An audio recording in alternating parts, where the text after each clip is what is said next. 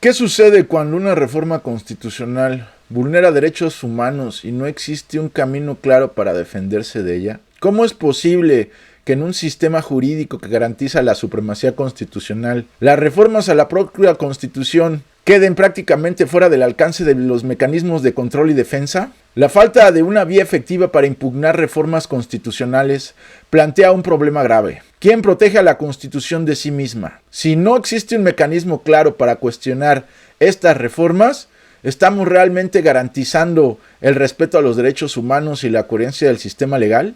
Soy Ernesto Herrera Viñola, bienvenidos a mi canal. A lo largo del video responderemos a estas y otras interrogantes. ¿Es posible que una disposición legal como el artículo 61 de la Ley de Amparo sea contraria a la propia Constitución que pretende proteger?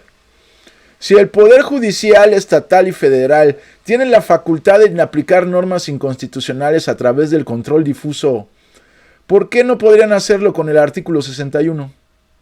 Y aún más, ¿qué argumentos existen para que la Suprema Corte de Justicia no solo pueda declarar inconstitucional este artículo, sino también expulsarlo del sistema jurídico? ¿Es posible que la Suprema Corte tenga el poder basado en el artículo primero de la Constitución para revisar tanto el fondo como la forma de cualquier reforma constitucional?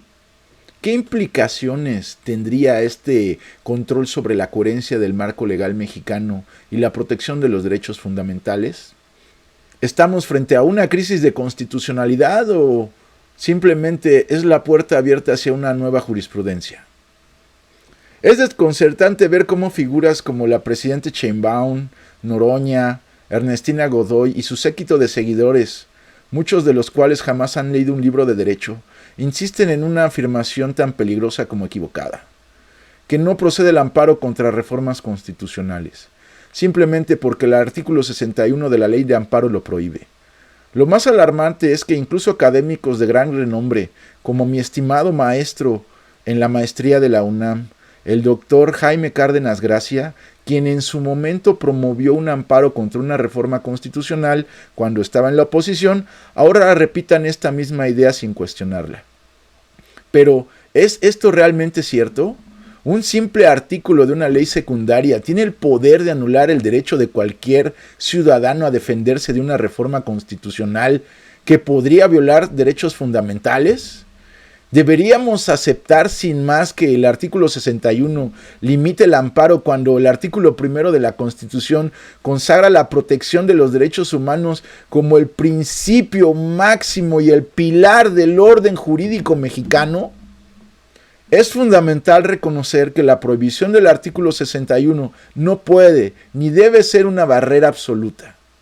La Constitución es la norma suprema y su espíritu exige que ninguna reforma, por el simple hecho de estar en el texto constitucional, quede fuera del escrutinio judicial, especialmente cuando está en juego la protección de los derechos fundamentales y la independencia judicial.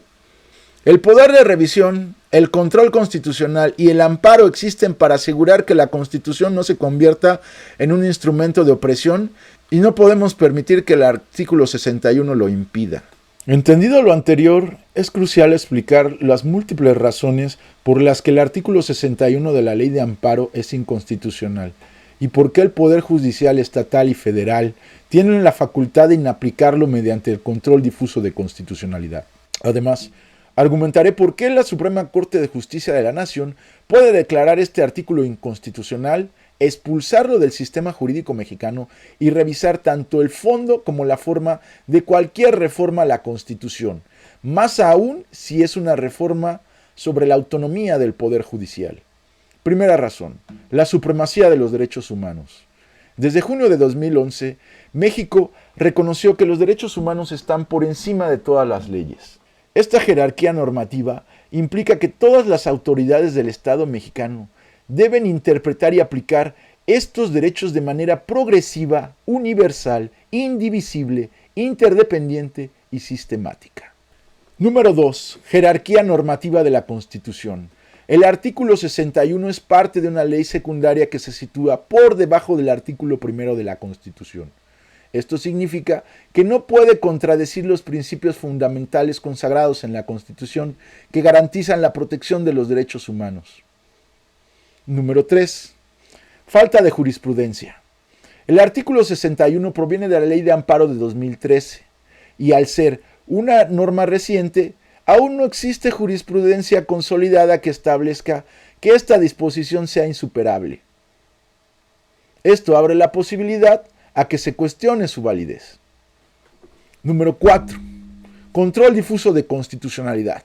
Actualmente, el artículo 61 está siendo sometido a control difuso de constitucionalidad en varios juicios. Se argumenta que esta norma es inconstitucional porque limita la capacidad de defender los derechos humanos frente a reformas constitucionales que los vulneran. Este planteamiento es similar al alegato presentado por la defensa de Rosendo Radilla Pacheco en la Corte Interamericana de Derechos Humanos, donde se denunciaron la falta de vías legales efectivas para proteger los derechos humanos, lo que llevó a la reforma constitucional de junio de 2011 y a la reforma de la Ley de Amparo del 2013.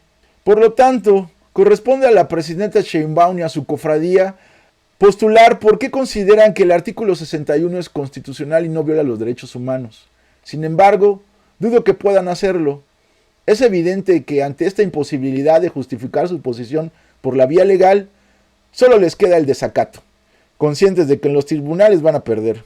Este patrón de desacato va a llevarnos eventualmente ante la Corte Interamericana de Derechos Humanos. Entonces, ¿qué harán los líderes de la ultraizquierda posmodernista? ¿Desacatarán también a un Tribunal Internacional de Derechos Humanos? Es posible que intenten imitar las acciones de Castro y Chávez e incluso consideren la opción de retirar a México del sistema interamericano de derechos humanos. ¿Serán capaces de dar este paso? Yo creo que sí. Al menos se mostrarán tal como son, una ultraizquierda empobrecedora y autoritaria, dispuesta a sacrificar a su pueblo para mantener a una casta en el poder.